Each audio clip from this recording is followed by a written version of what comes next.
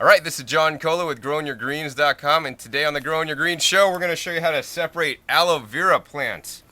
So these aloe vera plants, and this is my Japanese aloe. So once again, the Japanese aloe, you could literally just eat the greens, the leaves, and everything, and it's not bitter. Standard aloe vera varieties, if you just taste the green part, it's really bitter and doesn't taste good. This actually has a neutral flavor, although, still it has that aloe vera slimy taste, but at least it doesn't taste bitter like many aloes.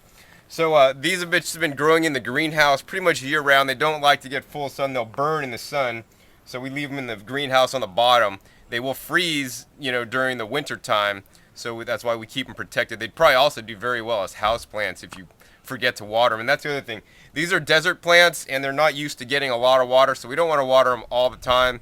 So whenever you remember to water them, they do fairly well. I have another plant related to aloe that's been really neglected. And it's been doing really well, actually, being neglected.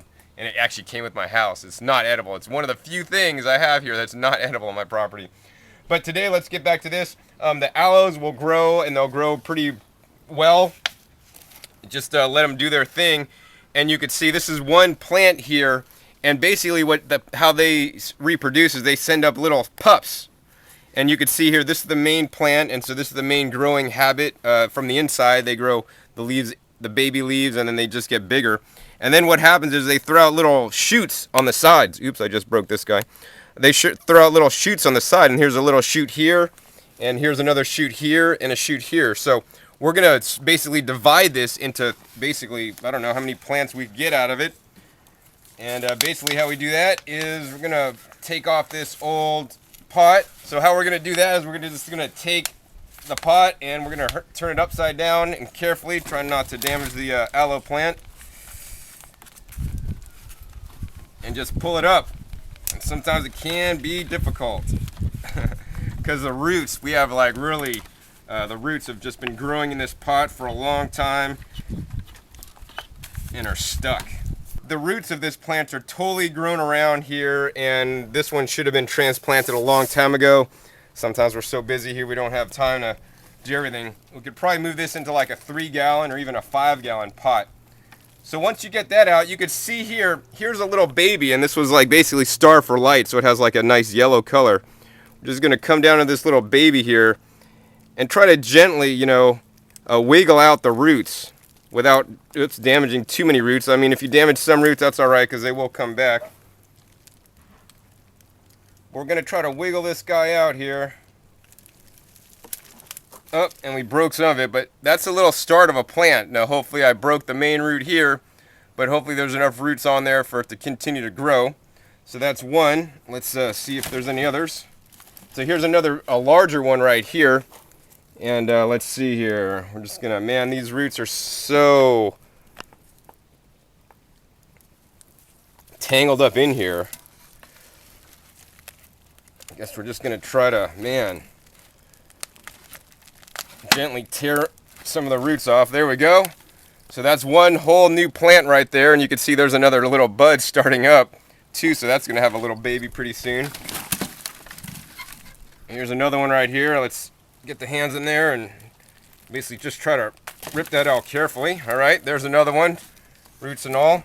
And when I'm doing this, some of the leaves are coming detached, and that's all right. You could use these leaves to eat, put in a smoothie or juice. Quite good. And let's see, so here's another one here. This is one plant, has lots of little baby pups. There we go. There's another one. And I think that's pretty much it. So now we could repot this guy into probably like a 3-gallon. And what we're going to do now is we're going to repot our little babies that we just took out. And it's really easy to do that. Just, grab a container and fill it up with some compost.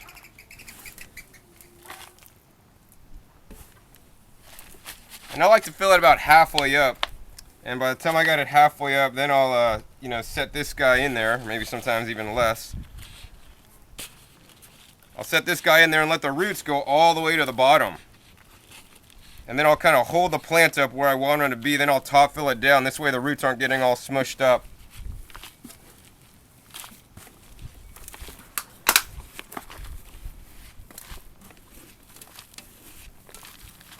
Then I'll shake it down a little bit. And this is just basic transplanting 101. Anybody could do it. It's pretty basic. But the cool thing is I like how they multiply, you know. We didn't do anything. They just, you know, on their own accord send up new little shoots. They make baby pups and you divide them. And, you know, there's many plants that, you know, work like this. And aloe is just one of them. Usually like root crops kind of usually do this kind of stuff. All right. So there you go. That's how easy it is to basically separate aloe and transplant a new one. The next thing we want to do is water this very deeply because it, you know, has just been transplanted, so it doesn't go into transplant shock to minimize the transplant shock. And that's pretty much it. Transplanted Japanese aloe. So this is John Kohler with growingyourgreens.com. Keep on growing and grow some aloe. It's good stuff.